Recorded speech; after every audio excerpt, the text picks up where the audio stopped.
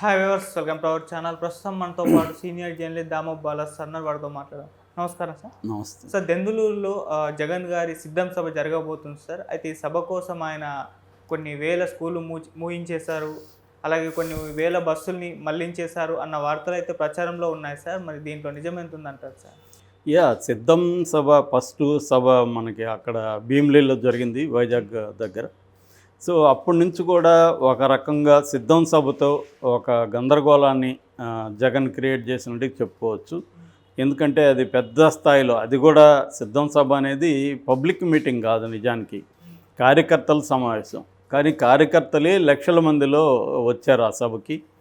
So దాంతో ఒక రకమైన స్టిర్రింగ్ అంటాం, అంటే ఒక కలబెట్టాడు మొత్తానికి. సో ప్రతి సభ కూడా అలాగా చేయాలనేది జగన్, అంటే ప్రతి సభ కూడా అంతకుముందు సభ కంటే కూడా గ్రాండ్గా చేయాలి, పెద్ద ఎత్తున కార్యకర్తల్ని వీళ్ళని పిలిపించి వాళ్ళని ఉత్సాహపరచాలి.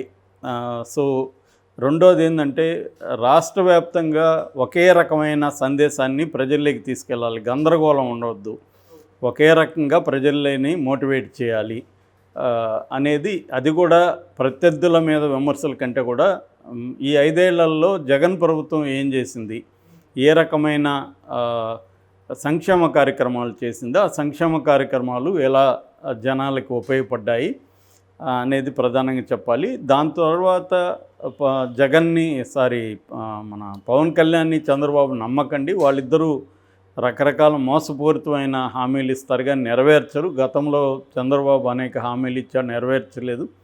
సో నేను 100% నెరవేర్చాను. రెండవది, ఎక్కడ అవినీతికి తావు లేకుండా మీ దగ్గరికి చేరాయి.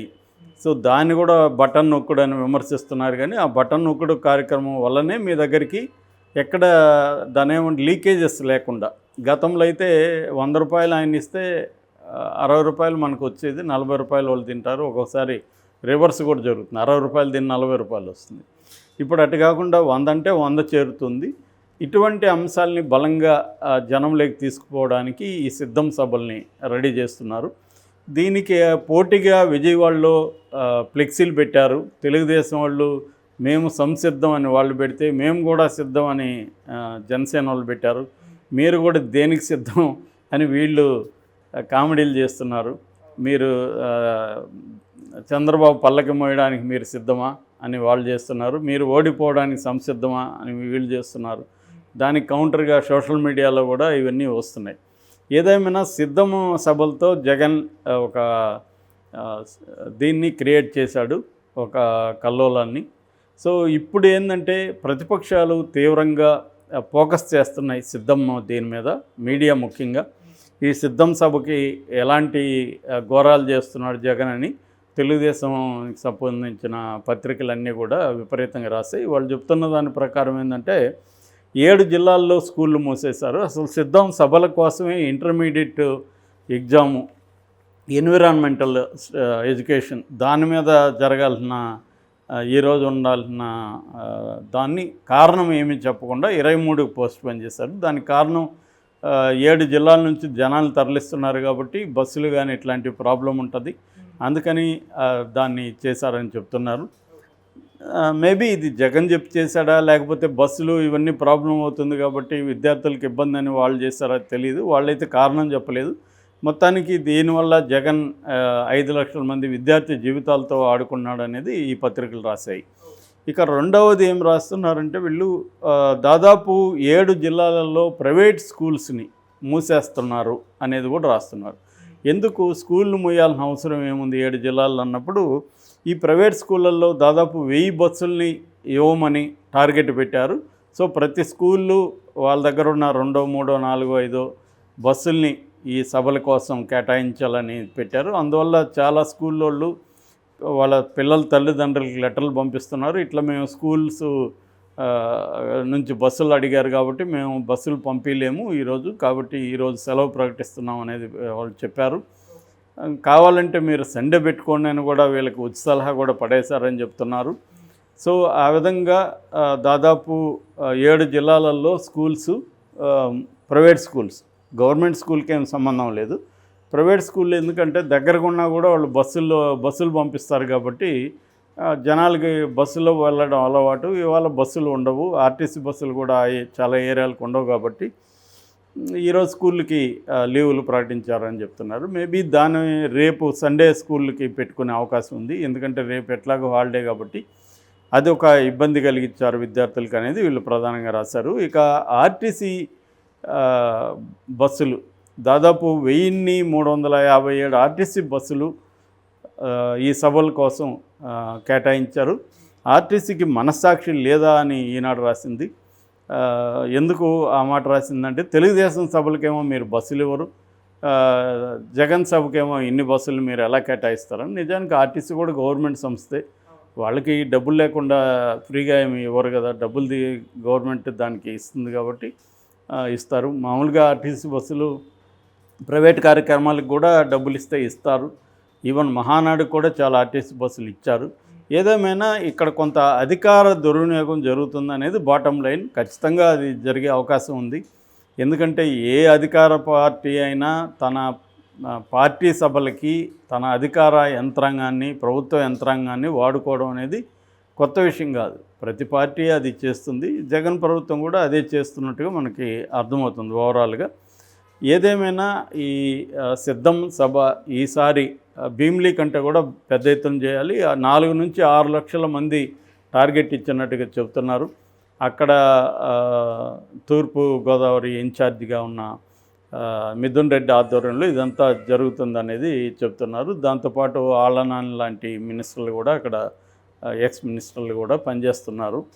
సో జగన్ టార్గెట్ ఏంటంటే ఈరోజు ఈ గోదావరి జిల్లాల్లో మన ప్రజెన్స్ని బలంగా చూపించాలి.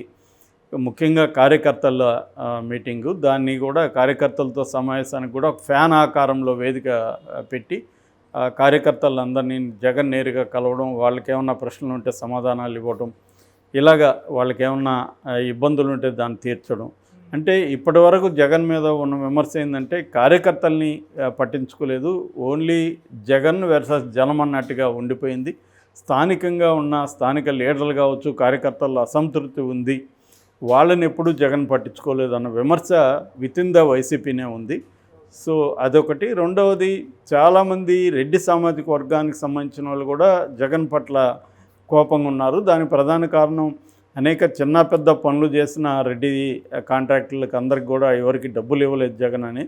ఇప్పుడు అవన్నీ కూడా క్లియర్ చేసే పనిలో జగన్ ఉన్నాడు అంటున్నారు. అందుకని ఢిల్లీకి వెళ్ళినప్పుడు కూడా రేపు ప్రధానంగా ఢిల్లీకి వెళ్ళేది ఏంటంటే వీళ్ళు మిగతా తెలుగుదేశం వాళ్ళు చెప్తున్నట్టు రాజ్యసభ సీటు ఆఫర్ చేసి నాకు సపోర్ట్ చేయండి అని అడగడానికి కాదు, డబ్బులు తేవడానికి, మరింత అప్పులుకి పర్మిషన్లు తీసుకొని కొన్ని సంక్షేమ కార్యక్రమాలకి డబ్బులు ఇవ్వాలి, అట్లాగే కాంట్రాక్టులకి డబ్బులు ఇవ్వాలి.